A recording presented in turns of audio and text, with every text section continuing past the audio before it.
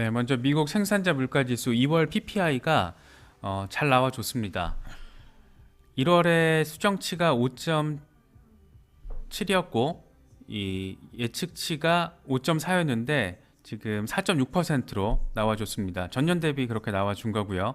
어쨌든 PPI가 지금 완화되고 있는 상황, 그러니까 그래프만 보더라도 고점 찍고 지금 서서히 떨어지고 있는 거, 인플레이션 완화 상황을 우리가 확인할 수가 있습니다. 이 CPI와 지금 동일한 방향성을 보이고 있기 때문에 연준으로서는 인플레이션 둔화로 이제 해석을 해서 금리 인상 기조를 이 속도 조절에 나서는 쪽으로 생각해 볼 수 있는 데이터가 하나 더 지금 추가가 된 겁니다.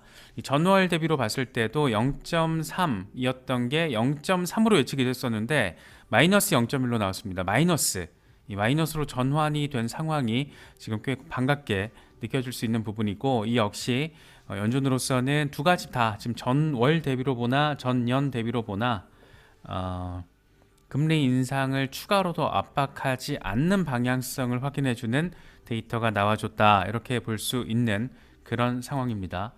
2월 소매 판매 지수 같은 경우에도 잘 나왔습니다. 소매 판매라는 게 결국에는 이 소비자들의 구매력이고 미국 경제의 3분의 2가 이 소비가 차지한다라는 그 비중을 생각해 보면 꽤 중요한 의미를 가지고 있다, 이렇게 생각을 할 수가 있는데 3.2%였던 게 지금 마이너스 0.3%로 예측이 됐었거든요. 근데 이번에 마이너스 0.4 더 빠진 거죠. 더 빠진 걸로 나왔습니다. 그러니까 소비력이 조금 더 감소한다라는 거는 전반적으로 침체 가능성을 키우는 거기 때문에 이 역시 미국 연준으로 하여금 속도 조절에 대해서 생각을 하게 만드는 그런 데이터라고 할 수 있고, 그게 지금 하나 더 추가가 됐다, 뭐 이렇게 바라볼 수 있을 것 같습니다.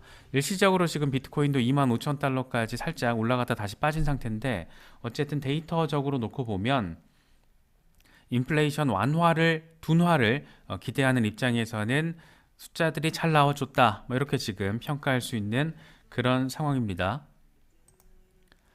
이게 지금 조금 전에 제가 라이브 하기 전에 3월 FOMC CME 페드워치 금리 선물 시장 상황의 전망치를 지금 확인한 건데, 금리 동결 가능성이 0.25%포인트 베이비 스텝 인상 가능성을 추월했어요. 지금 금리 동결 가능성이 50.5%로 나와줬고 0.25%포인트 인상 가능성이 49.5%로 나와줬습니다. 한 1시간쯤 전만 하더라도 이게 60%였거든요. 이게 40%였고 오늘 낮만 하더라도 이게 70%였고 이게 30%였어요. 그러니까 시간이 갈수록 특히나 이번에 인플레이션 데이터 발표 이후에 처음으로 지금 역전을 한 겁니다. 금리 동결 가능성이 역전이 됐고, 만약에 이게 더 부쩍부쩍 커진다라면 이제 금리 인하 가능성이 등장할 수도 있는 거겠죠. 아직 여기까지는 반영되고 있지 않은 상황인데 어쨌든 베이비 스텝 아니면은 금리 동결인데 금리 동결 가능성이 지금 소폭이나마 역전된 상황이 확인되고 있다라는 점은 체크하시면 좋을 것 같습니다. 어떻게 나오든 시장에는 긍정적이겠지만 이왕이면 동결 조치가 내려진다라면 연준이 사실 이것만 하더라도 금리 인하는 정말 파격적인 조치라고 할 수 있고 동결만 하더라도 꽤 전격적인 조치다. 그만큼 연준으로서도 금융 시스템 위기까지 더해진 상황에서 여러 가지 인플레이션 데이터가 둔화 상황을 보여주고 있다는 점을 조금 더 무게감 있게 반영을 해서 일단은 3월에는 동결 내지는 진짜 인하까지 한번 고민을 해보자, 뭐 이런 방향으로 지금 논의를 할 수 있을 것이다, 그럴 가능성이 높을 것이다 라고 시장이 지금 기대를 하고 있는 겁니다. 그래서 일단 동결 가능성이 커진 거는 상당히 의미가 크죠. 이게 지금 막 시시각각 바뀌고는 있는데 어쨌든 데이터들이 인플레이션 완화를 지금 보여주고 있으니까 그거를 그냥 데이터적인 거를 반영을 하는 거기 때문에 연준이 과연 어떤 선택을 할지, 특히나 지금 금융 시스템 위기, 은행 줄도산 위기, 그게 지금 꼭 미국 내의 은행뿐만 아니라 유럽에서도 지금 시끌시끌할 수도 있을 것 같은데 라고 지금 우려가 커지고 있는 상황이거든요. 그렇다 보니까 긴축 기조에 대해서 더 이상 막 고수하기에는 조금 어려운 상황이 될 수도 있다, 뭐 그렇게 좀 바라봐야 될 것 같아요. 그래서 이런 부분들은 좀 체크를 하시면 좋을 것 같습니다. 일단 비트코인이 어제 CPI 발표 직후에 26,000달러까지 갔다가 조정을 받고 있는 상황인데 24,000달러 중반 왔다 갔다 하더니 이번에 지금 PPI 발표 직후에 25,000달러까지 급등했다가 다시 25,000달러 아래에서 살짝 조정받고 있는 모습을 보여주고 있습니다. 관건은 지금 25,200달러 위에서 얼마나 잘 지지를 받아주느냐, 그게 가장 중요한 상황인 건데 200주 이동평균이 자리하고 있기 때문입니다. 딱 지금 올라가 줬는데 바로 이렇게 저항 맞고 매도 물량 터지는 거 보면 그만큼 이 구간에 있어서 저항이라는 게 200주 이동평균 부근에 자리한 저항이라는 게 생각보다 꽤나 엄청 견고하다, 뭐 이렇게 생각해 볼 수 있는 그런 상황이다라고 바라볼 수가 있습니다. 지금 렉트 캐피탈도 똑같은 얘기를 하고 있어요. 매크로 상단 저항에서 지금 돌파를 해내야 되는데 이 돌파 라인이 지금 딱 24,800달러라는 거예요. 여기서 지금 어려움을 겪고 있는 거죠, 이 구간에서. 그러니까 25,000달러 부근, 더 정확히는 25,200달러 부근에 자리한 굉장히 강력한 저항이 지금 먼슬리 차트예요. 이게 월간 차트에서도 이게 너무 선명하게 정말 딱 구체적으로 24,800달러로 딱 나와주고 있어요. 그래서 여기만 딱 올라서 주면 4만 달러까지 월간 기준으로 봤을 때 딱 열리는 건데, 지금 굉장히 예민한 구간에 자리하고 있다라는 거를 우리가 좀 생각해 볼 수가 있습니다. 스탁머니 리잘드 같은 경우에는 메가폰 패턴이라고 하죠. 교과서적으로 확성되는 거잖아요. 메가폰이라는 게 소리가 확장되는 건데, 마찬가지로 더 폭을 크게 가져가면서 이 어려운 저항을 돌파해냈을 때는 더 급등래를 펼친다. 그래서 어디까지 간다? 이 3만 달러까지는 어렵지 않게 갈 수 있을 거야. 16시간 차트거든요. 어렵지 않게 갈 수 있을 거야 라는 얘기를 지금 하고 있는 겁니다. 얼추 지금 저항을 조금 맞더라도 25,000달러 전후가 될 거고, 뚫고 25,000달러 위에서 랠리할 거다. 어디까지? 3만 달러 근처까지. 단기간에, 그러니까 3월 안에, 이런 얘기를 지금 하고 있습니다. 캡테인 5의 경우에는 이게 지금 비트코인 일간 차트거든요. 역시 똑같은 얘기 하고 있어요. 25,000달러, 이 크루셜이라고 표현이 되어 있거든요.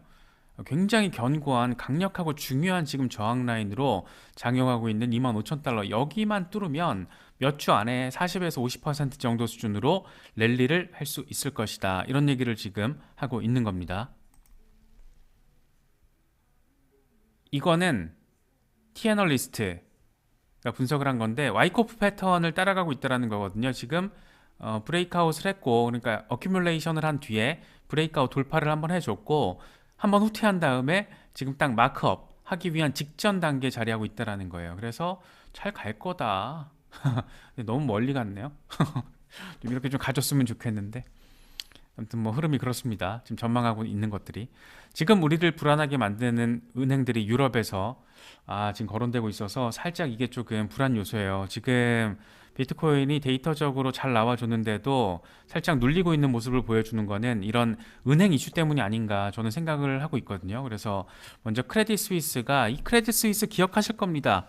작년 10월에도 유동성 위기 때문에 굉장히 뱅크런 나오고 이거 진짜 망하는 거 아니야, 이런 얘기가 나왔던 건데 계속 지금 악재가 이어지고 있는 것 같아요. 그래서 이번에 또 SVB 파산 이후에 크레딧 스위스가 아예 자백을 했습니다.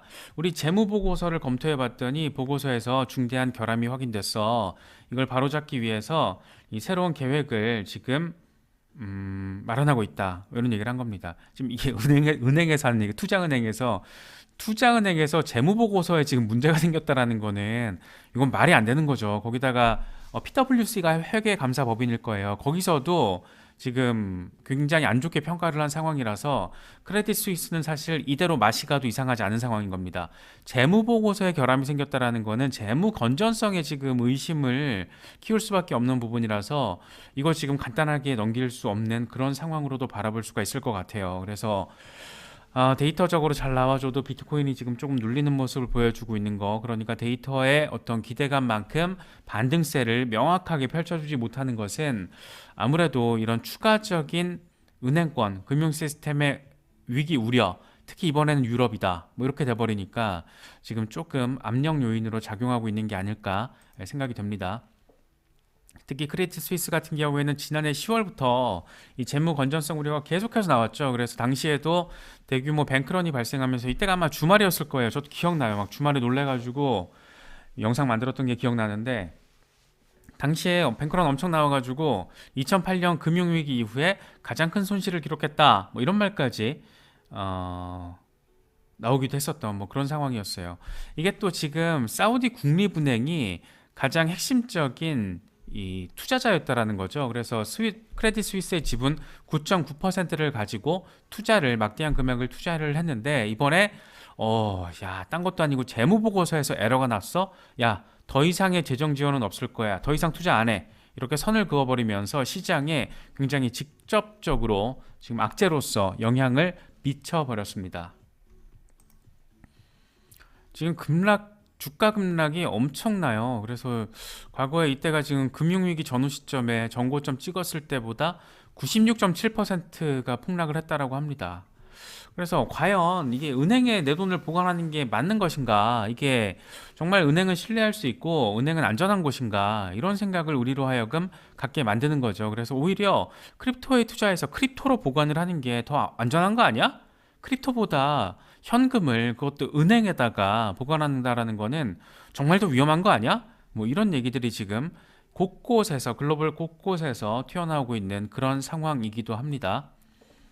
마이클 반데포페가 이런 얘기를 해요. BNP 파리바와 크레딧 스위스를 거론하면서 지금 하루에 10%가 빠졌다. 와, 이제 도미노 시작된 거야. 그래서 몇몇 은행들 살린다라고 이게 은행 시스템, 금융 시스템이 안전하다라는 걸 의미하는 건 아니다. 뭐 이런 얘기를 하고 있습니다. 그래서 좀 길게 봤을 때 비트코인 사. 크립토가 미래야. 뭐 이런 얘기 지금 하고 있습니다.